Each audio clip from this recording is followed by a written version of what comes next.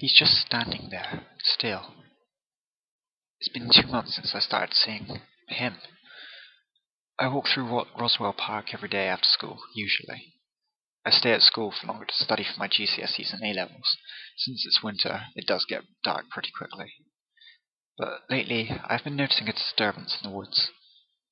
I realized a lot of the trees were dying very quickly, so it didn't seem like it was because of the cold. It may sound cliche, but do you ever get the feeling you're being watched? But the weird thing is, it seems like I'm being watched by the trees, or something in the trees. I end up panicking and running from him. Something disastrous happened a few weeks later. I ran and turned around. My eyes slowly adjusted to the light, and I saw it. He was tall, around 9 feet tall. I couldn't even see his face. He wore a black suit and even looked like he had more than 2 arms. They were tentacle-like. I stood on the road, unable to speak or move. Then I was run over by a car that sped off into the night. Last thing I saw was my sight being distorted and him looking over my crippled body. I woke up screaming to the sight of light. There was silence. There was a cast on my arm and lots of needle points in my neck, connected to a tube. It didn't feel like a hospital, way too quiet. No beeping or doctors and nurses talking, just silence. I got up and limped my way through the almost abandoned-looking hospital. But what was that thing? What did he want from me? I found tapes in a dusty and decayed old cupboard. I had to use some force to crack it open.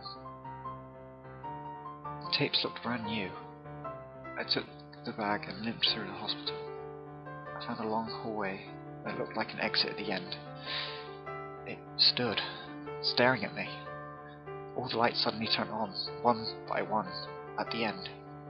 I saw him again. This bastard really wanted to get me. "Come get me, you son of a bitch," I said. All of the lights shut off. I turned and ran. It seemed like I'd been doing that a lot in the last couple of weeks. My limp slowly got worse, but I was quite athletic, so I kept my strength. I heard children playing and laughing. Where did that come from?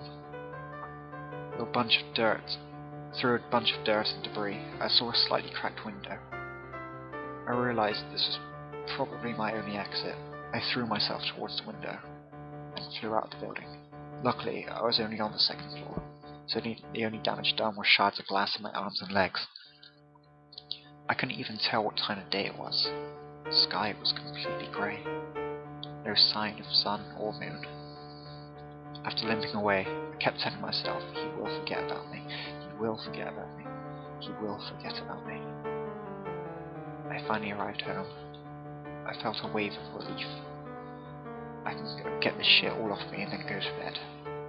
That bloke was probably just some stupid prank from one of my mates. I walked through my driving, saw blood on the doorstep. I was shocked in fear again. I told myself, he isn't real. He isn't real. He isn't real. Written in blood on the door was a circle, with a cross in the middle. Inside he stood, his whole body arched. My vision became fuzzy.